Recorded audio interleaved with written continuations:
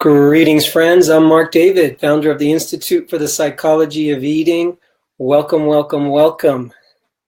Facebook friends and others, I'm glad you're here. I'm glad we're here.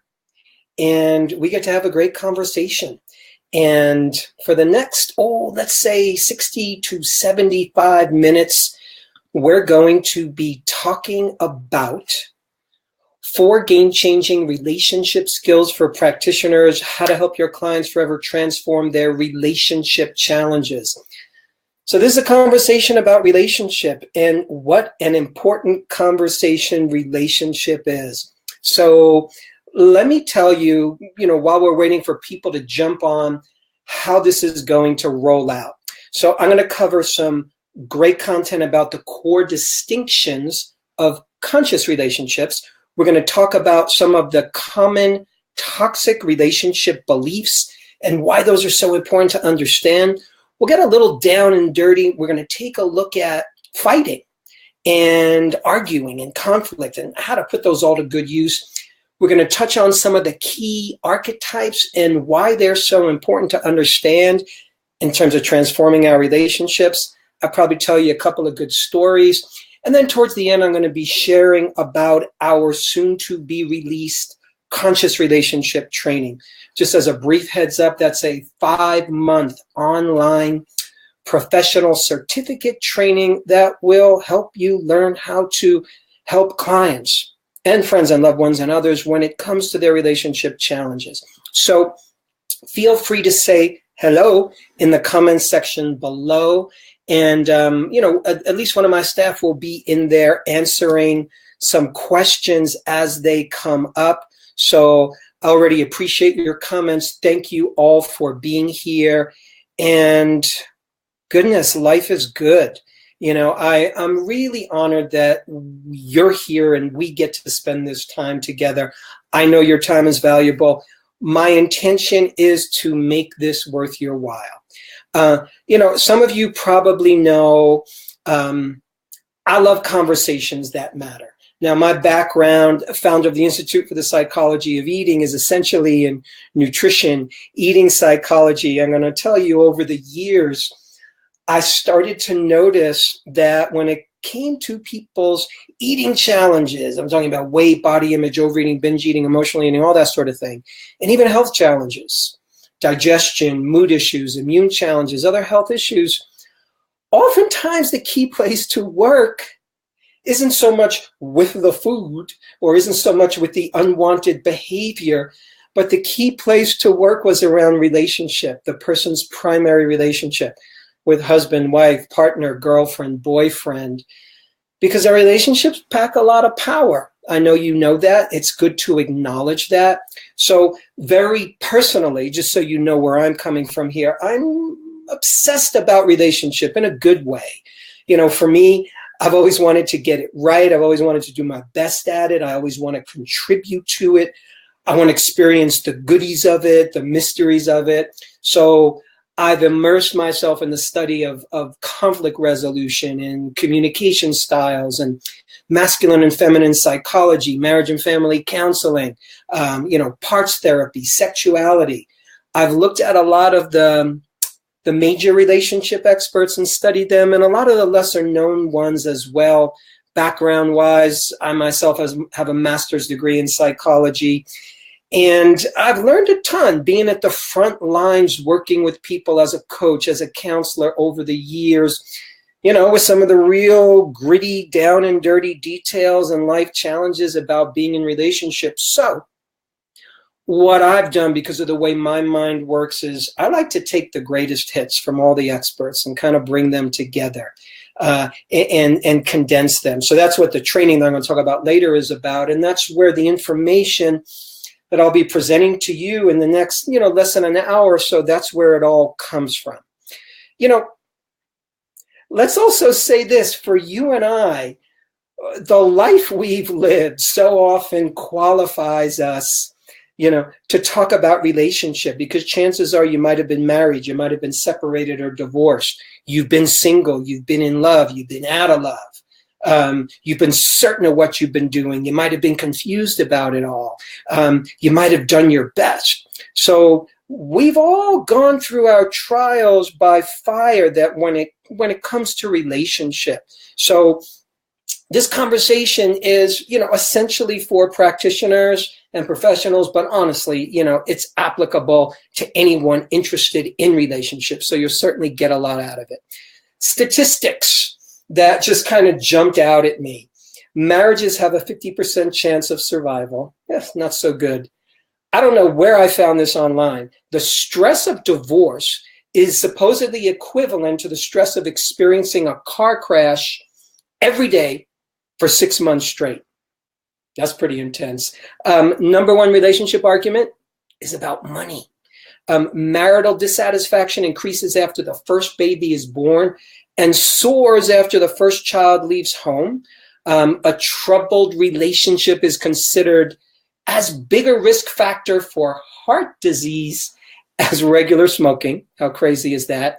And over half the people in relationship wish they were happy. Now, think for a moment, famous couples or famous couples in your life, like who are our role models? What has been presented to us kind of couples-wise? When I ask most people, name some famous couples, other than celebrity couples, which most people go to and think of first, I don't know, Brad and Angelina, whoever they are. I know they're separated or divorced or whatever. So people first think of the famous couples, which they're not role models. What you get presented with is the actors, the actresses, the glamour. Most people think of Adam and Eve. We go back to the first couple and think about it. That couple, they got punished big time by the big guy upstairs. So they didn't fare so well as a couple, it seems. They got kicked out of the garden. Not an ideal life. A lot of people mention Romeo and Juliet, and if you go into that story, it's a tragedy. So oftentimes these images of famous couples sits in our mind as kind of the invisible role models. And, some of us might be able to say, oh yeah, I want the relationship that my parents have or my grandparents have. But I ask a lot of people and they can't name a couple who, yes, I want their relationship. So I just find that kind of fascinating. There's a lot to learn and a lot to explore in this area. So why even talk about relationships? Relationships can bring out the best in us. They can bring out the worst in us. They can hurt. They can destroy. Relationships can be a container for lies and manipulation and disregard. We can build up an amazing relationship for years and do one foolish thing and rip it apart. Relationship, as you know, can also take us to amazing places. It can take us into higher love. It can take us into connection. It can take us in amazing intimacy, into growth, into wisdom. There's so much potential joy in it. From a biological perspective, I like to move around when I talk. We're hardwired to procreate. You can't help it. I can't help it. We are hardwired to couple up and to make babies because that's the evolutionary impulse other than to eat and to survive that allows us to continue the species. So from an innate biological level, we are driven to relationship.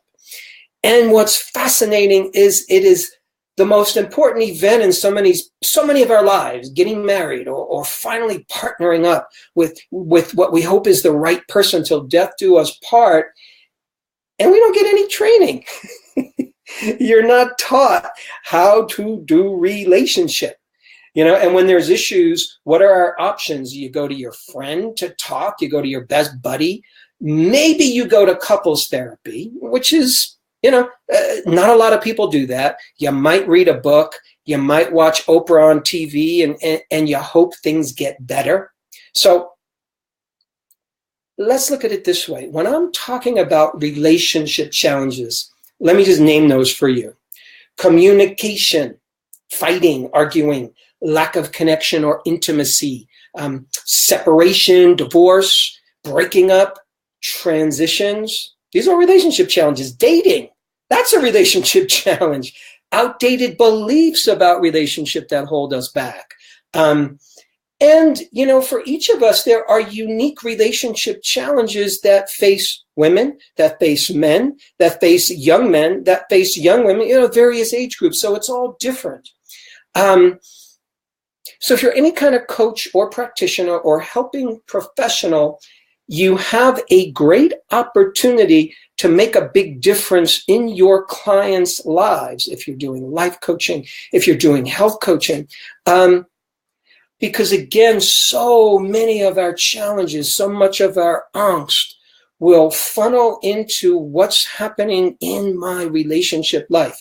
Again, I'm talking if somebody has health issues, if they're experiencing stress, mood challenges, depression, if there's issues in work and finances, eating challenges, self-esteem, self-identity, so often it's tied into either our current significant relationship or the baggage we're carrying from the past ones. You know what I'm talking about? Our hurts, our confusions, the challenges that we haven't kind of fully digested that happened in the past, because oftentimes how we end one thing, meaning one relationship, is oftentimes how we will begin or proceed into another. So one of the reasons why relationships are so challenging is because we live in a challenging world. We all think it's like, oh, I have this terrible relationship issue. I have this terrible relationship challenge. Look around you. The world is stressful. Watch the news. Watch CNN. It's stressful. It's not easy to be a human being alive on planet Earth, just being with yourself. And then you get coupled up with another person. Like, wow, that creates a lot of complexity. Not only are we impacted just by the world around us when it comes to our relationship with our significant other, but it's hard enough being in relationship between me and me, between you and you. The nonsense that often goes on in our heads, the things we tell ourselves, the challenges we have, it's hard enough for you to relate with you in a good way, in a loving way, in an honest way, in a sweet way, in an empowering way, because we often have all this, the negative nonsense, negative self-talk. So it generally follows that the way we talk to self is oftentimes what comes out in our relationship with others. Okay, let's dive in. I promise you we're going to talk about 4 great relationship skills. Here is number 1, the first one. Help your client or your friend or your loved one make their relationship conscious. Help your client make their relationship conscious. What does that mean? What is consciousness? Consciousness is awareness. Consciousness is stepping into the higher cortical function of the brain, the prefrontal cortex that governs wisdom, that governs good decisions, big decisions, clear decisions. Consciousness is invoking the light. Consciousness is taking the high road. Consciousness is us being willing to self-initiate and say, I'm going to move through this world in the best way that I can. Contrast that, my friends, with unconsciousness. What is unconsciousness? It's when we go on autopilot into our default settings in relationship. What are the default settings that we go to in relationship? I'm right. They're wrong. I'm right. If I get into an argument, I'm right. Right? Give me what I want when I want it, and it's your fault. And this relationship is supposed to make me happy. And if we're fighting, that's a bad thing. And oh my God, the romance is over, so it's time to leave. Whatever it is, we often go to these unconscious places in relationship. So as practitioners, as professionals, we're here to listen to our clients. We're here to coach them. We're here to guide them. We're here to mentor them. And in so many cases, we're here to educate them about stepping into consciousness in their relationship, into a conscious relationship. Well, what does that even mean? What could it look like? Let me give you an idea. There's a bunch of core principles, I think, that are kind of like the DNA of conscious relationships. Let me mention a few of those. Core principle number 1 I want to mention for conscious relationships. Relationship has a higher purpose. Really, Wrap yourself around that for a second. Relationship has a higher purpose. It's not just here to make me happy. It's not just here to make you happy. It's not here to heal and fix all my boo-boos from the past necessarily. Relationship has a higher purpose. We don't know what it is. In other words, we could say there's a higher power guiding it, or a higher moral code guiding it, or a deeper wisdom guiding it, such that when we enter into a significant relationship, something is born. So relationship has a higher purpose, not just you make me happy. And my friends, I think you know this thing of people that you know, friends, family, relatives, loved ones, who really, they think this relationship is supposed to make me happy. Having a higher purpose, a relationship having a higher purpose, doesn't mean making somebody happy all the time, because principle number 2 in a conscious relationship, relationships are here to help us grow, plain and simple. And the process of growth don't always feel good. It's not always fun. A tree grows, it's strong, it's pushing through the ground, it undergoes just the elements, the wind, disease, challenges. We go through challenges as we grow. It's not easy. Relationships are here to help us grow. When we look at it that way, then the challenges that come up in relationship all of a sudden have a different context. Now, forgive me if you've heard this before. Sometimes it's good to remind each other, because it's so easy to get stuck in the nonsense, and it's easy to take the low road in relationship. This challenge isn't here to help me grow. This is here to help you grow. This is here to help you get better. It's a two-way street. So when we start to embrace the fact that relationship has a higher purpose, when you play with that concept, when you consider it, when you entertain it, that has a higher purpose, that it's here to help us grow, all of a sudden there's a whole new higher context for the relationship. Let me give you a couple more core principles for conscious relationship. Our true primary relationship is with, guess who? It's with self. It's with me. For you, it's with you. That's your primary relationship. And when we focus on me in relationship, when you focus on you in relationship, your primary relationship with yourself, when we start to focus on that, the relationships outside of us truly start to improve. They change, they morph in a magical way. Have you ever noticed that? Have you ever noticed you're in a tight spot with your partner, you guys are arguing, you're stuck, and you make a shift. You just made a shift in you. You realize, wow, I need to be more loving, or maybe I need to be more humble, or I need to be the bigger person. And you just shift. You don't even say anything to your partner. And somehow all of a sudden they shifted. You didn't even mention that. You might not have even done anything different. Relationship creates this kind of magical third entity invisible field. But it's very palpable. It's very tangible. It's very real. Extra credit, not only is our primary relationship with self, but our primary relationship, for those of you that believe in a higher power, is with a higher power. If you're an atheist, close your ears to the higher power stuff and just think a higher moral code. So we have a relationship with just our guiding star, with our inner moral code. We have a relationship with a higher power, with God, whatever you want to call it. When we start to get good with that, when we start to explore that even more, the relationships outside of us improve. And there's a bunch more core principles of relationship. I go through those in our conscious relationship training. We break them down, how to work with them.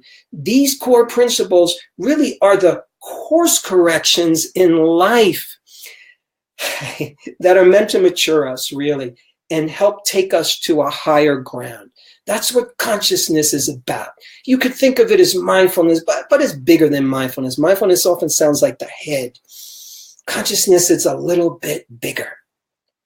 Okay, skill number 2 that I want to mention when it comes to really helping us deeply heal and transform our relationship challenges is learning how to work with toxic relationship beliefs. Toxic relationship beliefs. What are those? Let me define those. Toxic relationship belief is any old and outdated belief or thought that we have, you and I have, about relationship that just ain't working. It doesn't take us anywhere. It is factually incorrect. But somehow we absorbed it from the world. We learned it from somewhere, maybe our home environment, maybe just culture. We absorb things from the culture, and we absorb a lot of toxic relationship beliefs from the world around us. And these toxic relationship beliefs, and I'm going to give you some examples in a moment, they have a lot of power. Okay, example. Have you ever heard a woman friend say, oh God, all men are jerks. All men are not trustable. All men fill in the blank. That's a toxic belief. Now, are a lot of men like that? Whatever you think it is, sure. Are some men? Sure. Are all men like that? Well, no. All women are. They're bitches. They can't be trusted. They're whatever it is. It's a lot of people, there's a lot of men walking around with that. And it runs them. They might not even know it. They might not even know that it's a conscious belief that's like the software program that got put inside their hardware brain, and they're living that out into the world. You know, my favorite philosopher, Lao Tzu, he said that learning happens by addition. Wisdom happens by subtraction. Learning happens by addition. Wisdom happens by subtraction, meaning a lot of times for us to really rise up and heal and transform, we need wisdom. And wisdom is often unlearning patterns that we've learned before that don't work for us anymore. Here's a toxic relationship belief. Relationship is here to save me. A lot of young people have that. When we first start out, when we're young age, we believe this relationship is here to save me. And I just got to find my knight in shining armor. I got to find my one true princess love, whatever it is. Now, granted, I meet people in their 40s and 50s who are still looking for the relationship that'll save them. And even if they don't use that word, that'll save me, it's, yeah, when I get into this relationship, it's all going to be okay. All these things that are so terrible in my life are not going to be terrible anymore. So, you know, closely related to relationship is here to save me. Another toxic relationship belief, it's kind of a cousin of that, is when I'm in the perfect relationship, then, so just fill that in. When I'm in the perfect relationship, then I'll be happy. I'll be the real me. I'll finally just come out, and I'll be the best expression of who I'm supposed to be when I find that perfect relation. Meanwhile, because I don't have that, well, I'm just plain old whatever, sub me. Another toxic relationship belief: relationship must fulfill my needs and desires. I've done this exercise over the years with so many clients. I'll ask them, you know, when they're single and they're looking, like, just write down a list. Just write me down a list of, you have to have this in your partner. Sometimes people come up with a list of 100 things. I kid you not. Like, wow. And the relationship must have all these. They must get their needs and desires all fulfilled. That's old. That's outdated. Yeah, you'll get some of them filled. I don't think any person in the universe is designed to fulfill all those. That's a tough one when we bring that to a relationship. When our partner brings that to the relationship, it's a recipe for failure. It's a recipe for suffering. It's a recipe for fighting. You know, another toxic relationship belief that a lot of people have, men and women, I've noticed this, is that I need to be someone else in order to be loved and to be in relationship. I need to be somebody else, not the real me, because the real me is not lovable. So I need to be someone else. So who do I need to be? How do I need to act? What do I need to do to get you to like me? Oh, you like this kind of behavior. Oh, you like me being this way. I'll do that. So then what happens is the other person marries or moves in with the person that you're not. Ouch. That's a hard one. Because at some point, we can't keep up the mask anymore. And when that comes down, woo, it's a challenge. And there's going to be fighting, there's going to be arguing, there's going to be disappointment. Once again, there's lots more toxic relationship beliefs. When you learn how to notice those in your client, to listen for them, to begin to massage them, to work with them, people are set free. When they're going to be perfect in relationship, but wow, we can get better and better at working them, at surfing them, and at receiving the gold and the goodies that they have for us. Okay, skill number 3, and I really like this one. When it comes to fighting and arguing, fight and argue for a higher purpose and reason. So when it comes to fighting and arguing, fight and argue for a higher purpose. Now, what does that mean? First, let me say I think this is really an important topic. Why? Because fighting and arguing is ultimately the number 1 relationship assassin. Not that fighting and arguing is bad, but the way we go about it, the belief system that we have about fighting and arguing locks us in to a small definition of what it is, such that when we're fighting and arguing, it ends up bringing things down the drain. So just you think of your own history with fighting and arguing. How does that show up for you?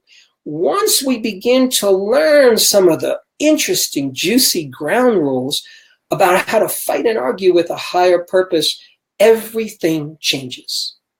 Now, we'll get to that in a second. Many of us are taught that fighting in a relationship is bad, or that it's a sign that something's wrong. Oh God, the first 3-4 months, we never fought. That was the perfect relationship. And now we're fighting. By the way, there's different stages of relationship. So if you're not fighting at some point, chances are there might be something wrong. I'm not saying for all people, but for a lot. Many humans, let's admit this, don't like conflict. Some are good at it. Gosh, my Italian friends are great at conflict. But a lot of people are not good with conflict. They shy away from it. We don't want fighting. We don't want disagreement. Or when we have it, we go for the jugular. We get mean about it. So conflict, fighting, arguing, is inherently stressful. It's a stressor to the system. It's a physiologic stressor. Your heart rate goes up, your blood pressure goes up, your digestion goes into some degree of digestive shutdown. When we're in a stress response, we lose the higher cortical function of the brain, the executive function that happens in the prefrontal cortex, that has us being in wisdom, that has us being in the light, that has us being in consciousness, that has us being in good decision making. So in that state of stress, we don't know how to do conflict. So when you have said to yourself, from this moment forward, I'm going to fight for a higher purpose, what does that mean? It means you're fighting. Anytime you're fighting, anytime you're arguing, you are fighting for the relationship. In the back of your mind. I know it's hard. Because when you're fighting about you didn't do the dishes, you didn't do this with the kids, you did that again, you did this again, you gotta be thinking, I'm fighting for the relationship. Okay? You're not fighting against something. Because normally we're complaining, we're whining, we're bitching, you did this, you did that, you're a jerk, you're an ass, and it's a dead end. So really what we're fighting for is we're fighting for better communication. Fighting for a better understanding. We're fighting for more awareness about the other person. We're fighting for a more functional relationship. We're fighting for a happy relationship where fights can have a good outcome and a productive outcome. So you're not fighting the other guy. You're not fighting to be right. You're fighting for the relationship, which is a different context. It's a reframe. It's a practice. And it's a way for you and me to personally grow and evolve.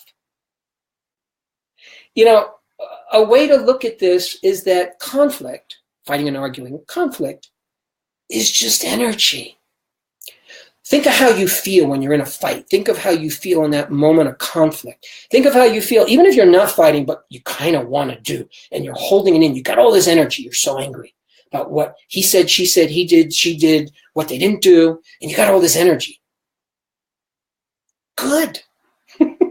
It's great. Why is it good? Why is it great? It means you're alive, number one. It's good to be alive. It's a damn good thing to be alive. We're here, we're present, and there's energy in the system. And as you probably heard somewhere in your education, energy is easily transmuted into other forms of energy. Fat in my body is easily transformed into caloric energy. Muscular energy is easily transformed into action, into doing. The energy of conflict can be transformed into evolution. It can be transformed into transformation, into growth. Like, think of the times when you've been in a fight and with your partner, and after that fight, you're like, oh, you're kind of relieved. And all of a sudden you actually feel more open because you got somewhere and you came to an understanding. There's an expansion. There's this energy release. Now, if we take this a little bit deeper, my friends, why do we fight? Like, yeah, there's the obvious reasons. Well, I'm fighting because he said he would do this, but he's not doing it. And I told him not to do this, but he's still, whatever it is. We actually fight because we're yearning for something that we're not getting. We're yearning.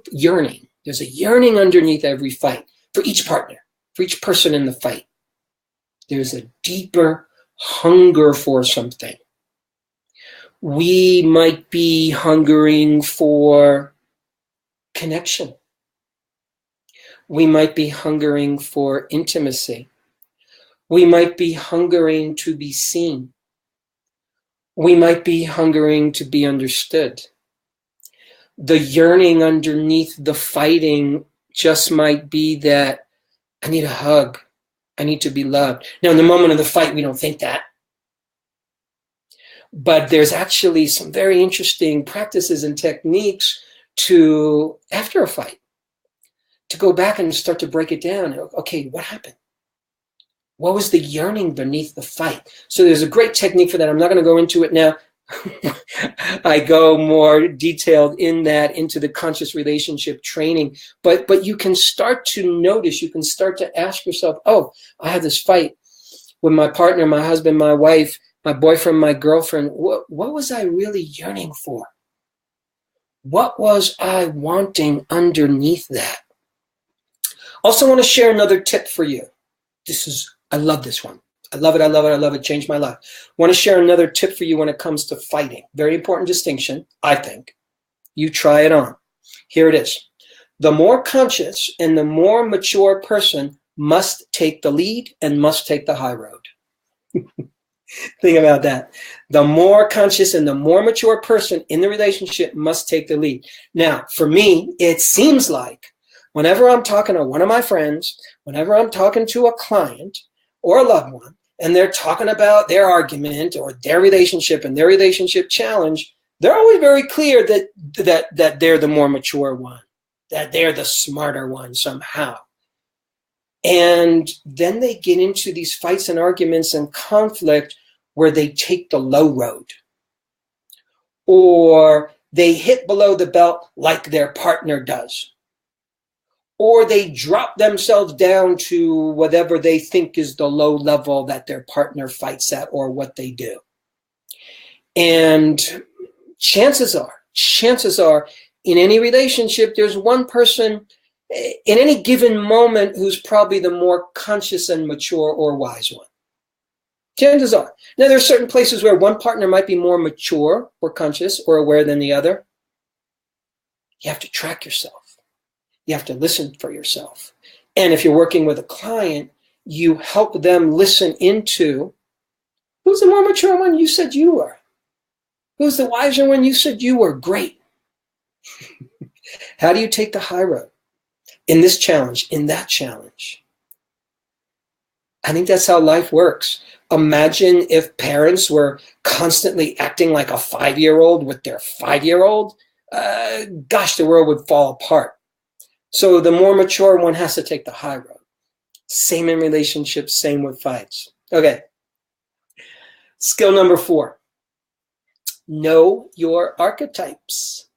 Know your archetypes. When it comes to working with relationships, we have to have it's helpful, like super helpful, to understand the concept of archetypes and how to work with them practically. And let me tell you what I mean. If you're unfamiliar with the concept of archetypes, archetypes are timeless forms, or they're timeless blueprints that upon hearing that archetype, you kind of know exactly what it is. So for example, mother is an archetype. You can go to every culture around the planet and say the word mother to them in their language, and we all have certain ideas about what mother is. Now, there's different kinds of mothers for sure, but there's an archetype, a blueprint, an overall blueprint called mother that has many different expressions, but it's very different from, say, father. Athlete is an archetype. If I say athlete, there's an image that comes to your mind. You can describe what an athlete is. Scientist is an archetype. Nerd is an archetype. Elder is an archetype. Grandmother is an archetype. Villain is an archetype. By the way, some of the greatest entertainment minds on the planet, the people that write and script the movies, all they do is work with archetypes. They're working with the princess. They're working with the prince, with the king, with the queen, with the witches, with the bad guy, with the good guy, with the magician, with the soldier. We're always working with archetypes because we learn deeply when we're working with them. So when it comes to relationship, there are different archetypes that are important to understand. Let me mention 4 of them that are very important, that I really dive into in the training. And these are so good to just have this understanding. So even what I'm going to tell you now, super helpful, I believe.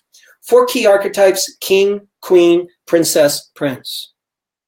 Now, chances are you've heard once upon a time, when I say queen, you have a certain energy and an image of what that is. King, princess, prince. By the way, with the word princess, I really want you to get that that's not a negative or an insulting or a pejorative term. I'm using it in the very classic term.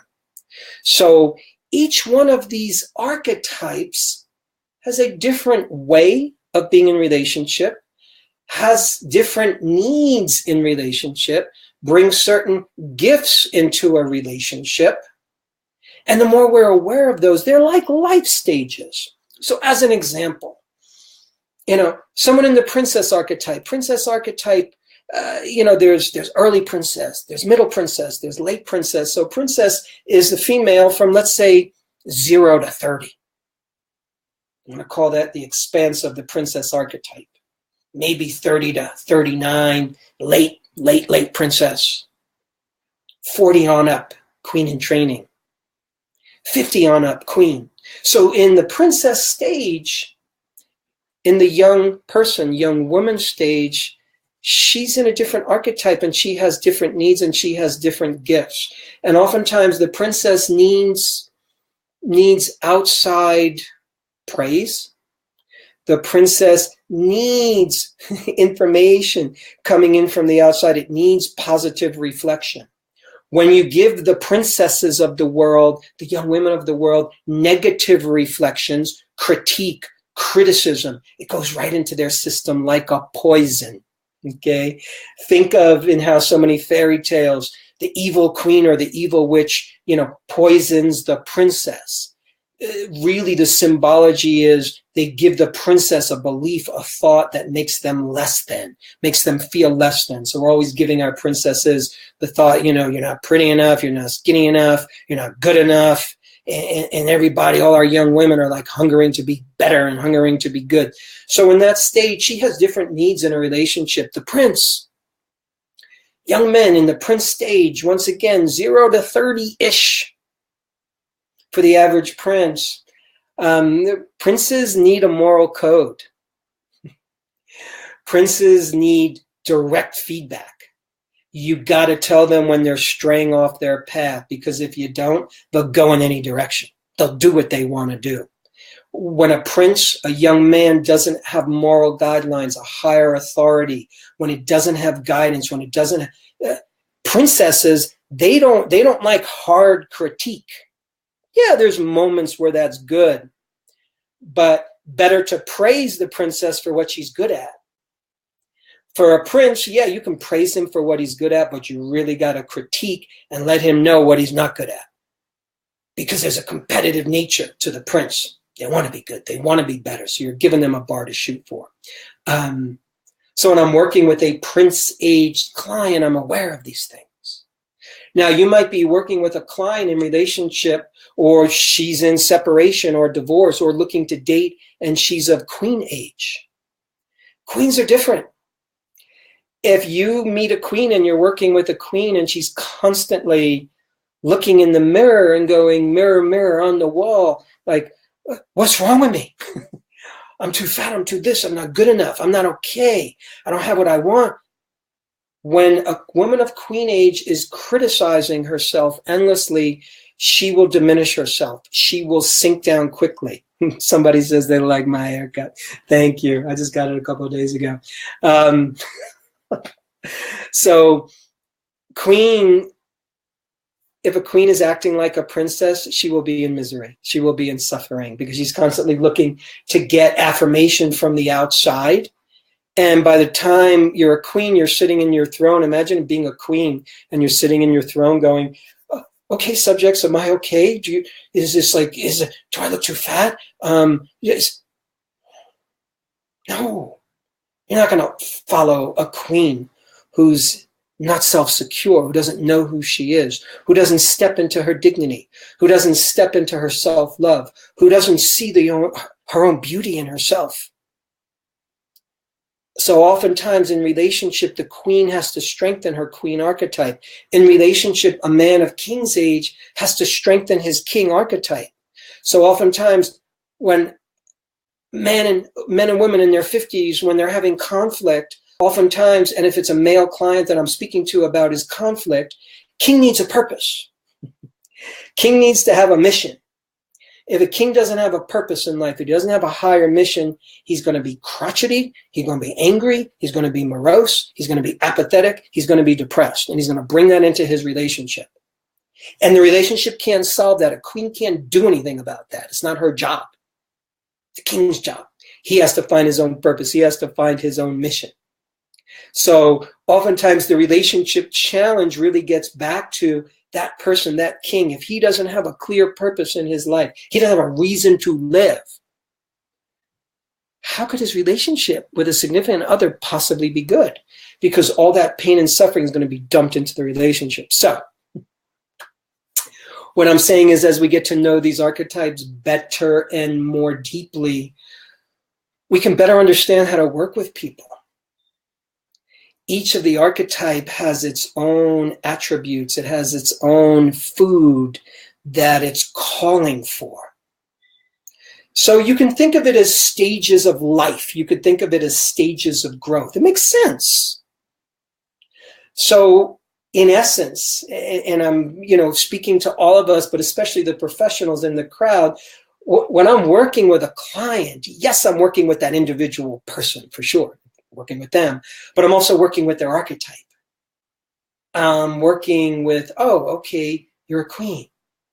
What does a queen need? What does a queen need to know? How can you step into your queenhood more? So I'm working with the archetype in general, assessing it, I'm checking it out, I'm diagnosing it. I'm looking to see where can I strengthen this queen's queenhood? What can we do? What can she do? That brings that out more. Because as we step into our age-appropriate archetype, good things happen. Really good things happen. Not only for us personally, but in relationship.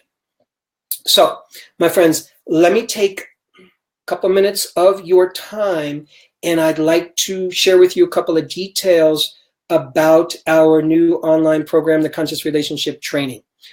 Briefly, I set out to create a training that would be really cost-sensitive, high-value, time-efficient deliver as much actionable content as possible. I like greatest hits albums kind of thing, while staying true to the special and exquisite nature of human relationship, not boiling human relationship down to a bunch of behavioristic rules or something.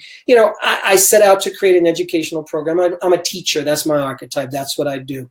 I'm a synthesizer. That's how my brain works. So I like to take vast amounts of information about a topic and boil it down so you get like the heart and soul of it. So this is a training that incorporates mind, body, heart, and soul approach when it comes to the beautifully complex, it's a complex topic, relationship. So very simply put, it's a 5-month online program. It's designed for coaches, for practitioners, and for helping professionals who are ready to help their clients in what I would say are the most important and common relationship challenges of our times. So there's a total of 20 weekly audio sessions, transcripts, notes, online forum, live Q&A teleclasses. Those happen with me. Got a bunch of great bonus material. Chances are just about everyone including yourself and the clients you serve, either in a relationship, looking for a relationship, recovering from a relationship, or wishing the relationship they're in was better. It's kind of majority of people. Again, relationship impacts just about every area of our lives. So it makes sense to try to shed as much light as possible on those relationships because they have so much power. I just want to share with you some more tidbits that I found on the web. Hundreds of millions of books about relationship have been sold in the last decade. Relationship is consistently one of the most popular topics on talk shows, radio, podcasts, social media, and of course in the movies. Considering that coaching itself is a $2 billion a year industry at this point that's becoming more popular every year, most coaches don't know how to play and work effectively in the realm of relationship. Americans alone are spending $900 million a year on coaching. And again, despite all that, we're lagging behind in our understanding of relationship. And yes, the principles that are covered in this training, it's geared towards significant relationship, but it's really, you can apply it to any relationship, your relationship with your parents, with your dog, with your kids, with your coworkers. So relationship is relationship. So the focus is on significant other relationship in this training, but really it's all one and the same. So the idea is the conscious relationship training is designed to give you what you need to feel more confident about working with your clients in the relationship realm. So my sense is you will come out with a new outlook on your practice. Your clients can get some sustainable transformation and results and some breakthroughs, and you'll feel more uplifted because you can help them in a different way. So it's a distance learning online format, all the materials, it's yours to keep for life. You can start to tap into more of your gifts as a helping professional. There's a curated reading list, again, the live teleclasses, private online community. You get to enhance your earning power. That's a good thing because you have something else to offer, something else to talk about with your client. You can talk about relationship with any human being for the rest of their lives. I mean, my friends, the people that I know the best, like, what do we talk about year after year after year? The relationship they're in, the relationship that they just finished, the relationship that they want, the relationship they wish they had. It's a lot of power there. So the training itself is a practical blend of coaching skills, cultural studies. I mix in transformational disciplines, mind, body science, conflict skills. I believe in an approach that helps you apply your knowledge in the real world. It's not just heady stuff. So specifically, the common relationship challenges, I should have said this, are essentially concerns around communication, intimacy, arguing, fighting, dating. Talk a lot about dating, talk a lot about breaking up. We got to learn how to break up better. Transitions. Yeah, sometimes relationships are changing in all kinds of unique ways. We talk about the unique challenges that indeed face men, women, young women, the different age groups. Now, by the way, The focus of this training is teaching you how to help your client do their inner work. You follow me? By offering them new ideas, new tools, new skills that they could bring into their relationship. This is not about couples therapy at all. That is such a specialized discipline, requires years of study. Rather, you're going to learn to work one-on-one with clients who are looking to heal, shift, or simply revitalize the way they do relationship. So you're going to get a very powerful set of coaching strategies that truly help your client and will truly help you feel empowered. Let me just go through a quick list of some of the curriculum highlights. So check it out. Relationship coaching tools, skills for managing conflict, toxic relationship beliefs we've talked about, key relationship challenges, the stages of relationship. We go through stages. It's important to get a sense of that. We talk about the mother-father code. You got to understand our relationship with mother, my father, your father. When you understand those relationships in a deeper way, you're going to understand how your clients come to their relationship. Mother-father code. It's one of all the parts of the curriculum are my favorite. That's one of the biggies. The mystery and impact of polarity, meaning the masculine and feminine, the sexes, working with sexuality, pleasure, and intimacy, really diving into love and what that's all about. Talk about the relationship archetypes, the inner work of relationship, breakup and divorce, how to coach your client in the in-between times. A lot of times that is so valuable because so many people don't know what to do when they're single, when they're in the in-between times. They don't know how to date, they don't know how to talk, and all of a sudden they're back feeling like they're in high school again.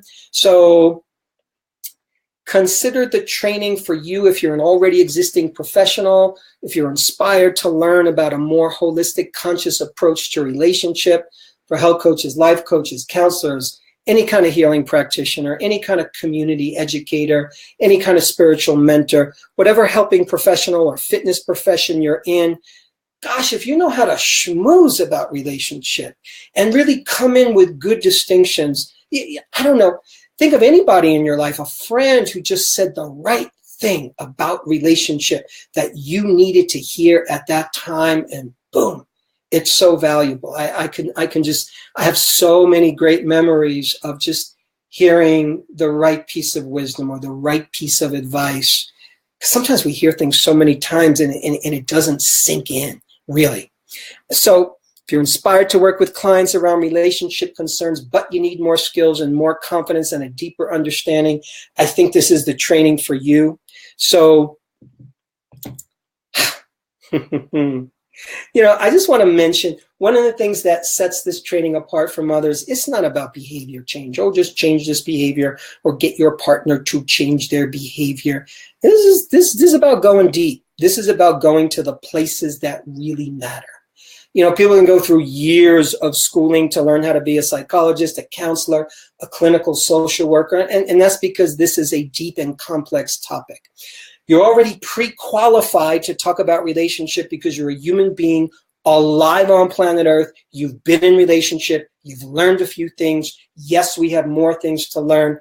So honestly, I've tried to pack as much as I could into this 5-month training, condense it so you can have an educational and a transformational experience in a short amount of time that you can then bring out into the world. So here are the key details. Couple more minutes and you're going to have it all. So normally the price for the training, $2,997. If you're tuning in today, this is the first time we're offering, second time we're offering this training. We have a $1,000 off offer for you if you purchase the program in the next 48 hours. So normally $2,997, you get $1,000 off. So that brings the price to $1,997. We do have payment plans for those of you who wish to pay it over time, so do not worry about that. We're going to share a link for you to learn below. I think Sarah's in there. Sarah, if you can share that link below so you can learn more and sign up if you choose. And please note, if you want to save the $1,000, that's over 30% of the program, again, within the next 2 days if you enroll. The program starts a couple of weeks, my friends, November 15th. First one was a resounding success. I feel good. I'm proud. I'm happy. You know, as a teacher, I want to do the best that I can. You know, I want to knock it out of the park. Excuse the sports analogy. I want to hit the bullseye. And I think this training does that. I really do. So you have to enter a special promo code, by the way, to get the discount. You'll see on your application. The promo code is relating, the word relating. It's all caps. We'll remind you of that. As soon as you register, you're going to get your welcome packet, get to join the private online group. You'll get optional readings. You'll get resources, preliminary exercises. If you have any questions, my friends, email us at info@psychologyofeating.com, info@psychologyofeating.com. Happy to answer any questions. I want this to be the right decision for you. We like happy customers. We like happy humans. I love to be in conversations that make a difference. That's me. That's my archetype. You know, we're such creatures of relationship. We really are. And I think so many humans that I know have a deeper longing. You know, they long for relationship that works. So many of us have that. And at the same time, we know the relationship journey is not easy, and we all need help. We all need help. I need help. You need help. You go to the people you go to. I go to the people I go to. And oftentimes, probably if you're listening in, you're already that resource for so many of your friends and family and loved ones. So chances are you've been a relationship coach to a lot of people that you know. This training is going to turbocharge those skills in a big way. You know, again, you don't need to be a lifelong relationship professional to help people in this way, because we come locked and loaded with our own wisdom. We attract the people we can help. And if you can't help somebody, honestly, you figure that out. We tend to know it. Got to trust yourself there. So thank you. Thank you, thank you, thank you for hanging in there with me. Thanks for listening. I really appreciate your time. Again, if you have any questions, info@psychologyofeating.com. My friends, thank you so much, and hope to meet you in the training. So you take care. Bye-bye.